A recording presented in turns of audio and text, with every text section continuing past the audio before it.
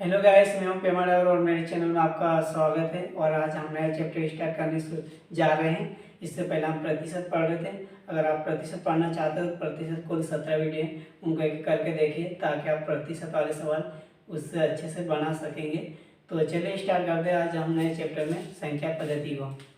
पहला नंबर है, मतलब पहली संख्या है प्राकृतिक संख्या। क्या है? प्राकृतिक संख्या। गिनती की संख्या को प्राकृतिक संख्या कहते हैं। जैसे कि 1, 2, 3 अनंत, ये सब क्या है? प्राकृतिक संख्या। पूर्ण संख्या, पूर्ण संख्या। यदि प्राकृतिक संख्या में 0 को शामिल कर लिया जाता है तो वह पूर्ण संख्या बन जाती है। जैसे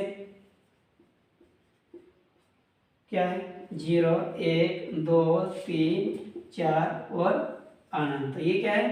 पूर्ण संख्या है। पूर्णांक संख्या क्या है? पूर्णांक संख्या। पूर्णांक संख्या की परिभाषा है ऋणात्मक अनंत से लेकर 0 तक तथा 0 से लेकर अनंत तक की संख्या पूर्णांक संख्या कहलाती है। जैसे -3, -2, -1, 0, 1, 2, 3 और अनंत, ये क्या है? पूर्णांक संख्या। अब हम सम और विषम संख्या के बारे में देखेंगे। विषम संख्या। विषम संख्या ऐसी संख्या होती है जिसमें विषम संख्या में जिस 2 का भाग नहीं जाता है वह विषम संख्या कहलाती है। विषम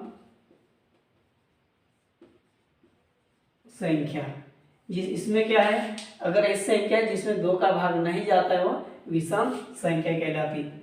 2 का भाग नहीं जाता है, 2 का भाग नहीं जाता है, इसका मतलब ये कौन सी कैसी संख्या हो जाएगी? विषम संख्या।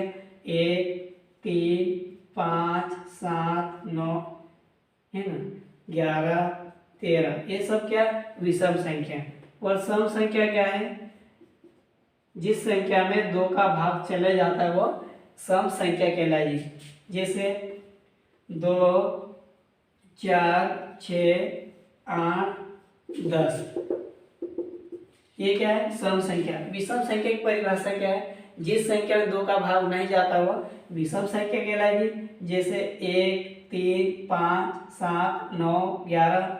और सम संख्या क्या है? जिसमें जो 2 का भाग चले जाता है वो सम संख्या कहलाती है। जैसे 2, 4, 6, 8, 10। अब हम देखेंगे परिमेय संख्या।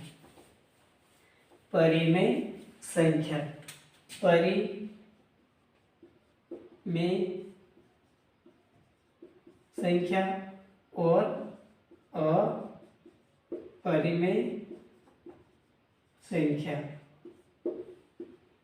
परिमेय संख्या को हम P बटे Q के रूप में लिख सकते हैं, मतलब भिन्न बटे, मतलब अंश और हर के रूप में लिख सकते हैं। तो P बटे Q, और Q बराबर 0 नहीं होना चाहिए। P बटे Q मतलब क्या होता है? अंश और हर के रूप में हम परिमेय संख्या को लिख सकते हैं। जैसे 1/2, 3/4, 11, ये भी क्या परिमेय संख्या है? 11 मतलब इसके बटे में 1 है। -9, ये भी क्या है? परिमेय संख्या है, इसके बटे में 1 लिख सकते हैं। फिर अगर कोई संख्या दशमलव के बाद रिपीट हो वो भी किस में आएगी? परिमेय संख्या। दशमलव के बाद क्या होना चाहिए? संख्या का रिपीट होना चाहिए। जिसे दशमलव के बाद 1, 2, 1, 2, 1, 2, ये रिपीट हो रही संख्या, तो ये किसका उदाहरण हो जाएगा? परिमेय संख्या का, है ना। इसी प्रकार जैसे मान लो 22/7, ये किसका मान है? पाई का। ये भी किसका उदाहरण है? परिमेय संख्या। लेकिन पाई अपरिमेय संख्या का उदाहरण है। परिमेय संख्या को P बटे Q के रूप में नहीं लिखा जाता है। जैसे करने 2, करने 3, करने 5, ये क्या है? अपरिमेय संख्या। और ये पाई भी क्या है? अपरिमेय संख्या है। दशमलव के बाद जो संख्या रिपीट नहीं होती वो भी किस में आती है? अपरिमेय संख्या। अगर दशमलव के बाद संख्या रिपीट हो तो वो किस में आएगी? परिमेय संख्या में।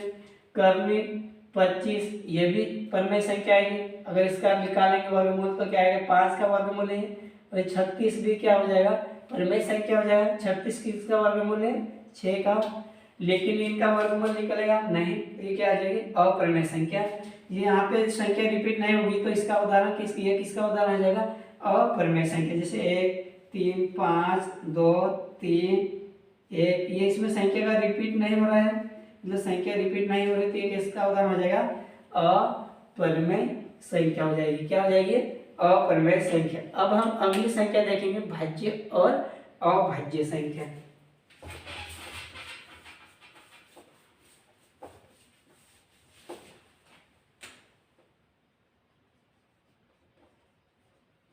भाज्य संख्या, पहले हम अभाज्य संख्या के बारे में देखें।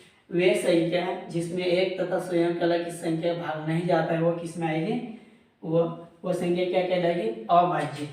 एक तथा स्वयं से विभाजित हो,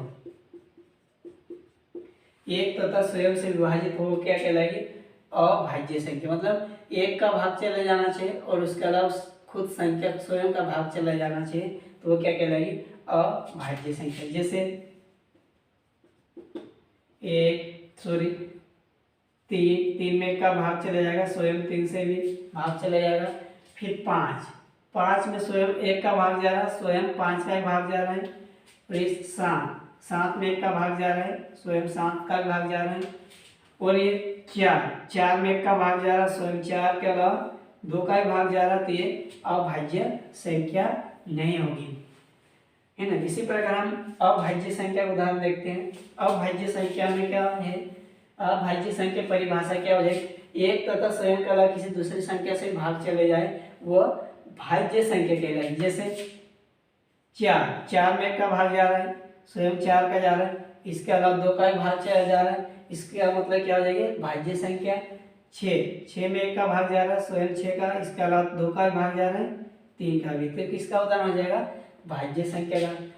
इसी प्रकार दूसरा उदाहरण क्या है, 8 में 1 का भाग जा रहा है, 2 का भी जा रहा है, 4 का भी जा रहा है, स्वयं 8 का भी जा रहा है, तो ये क्या हो जाएगी, भाज्य संख्या। जैसे 11 में 1 का भाग जा रहा है और स्वयं 11 का भी जा रहा है, इसके अलावा किसी संख्या का भाग नहीं जा रहा, इसका मतलब ये भाज्य संख्या का उदाहरण नहीं है। तो अगर आप मेरे चैनल में नए हो तो मेरे चैनल को सब्सक्राइब, लाइक और शेयर करें। Thank you.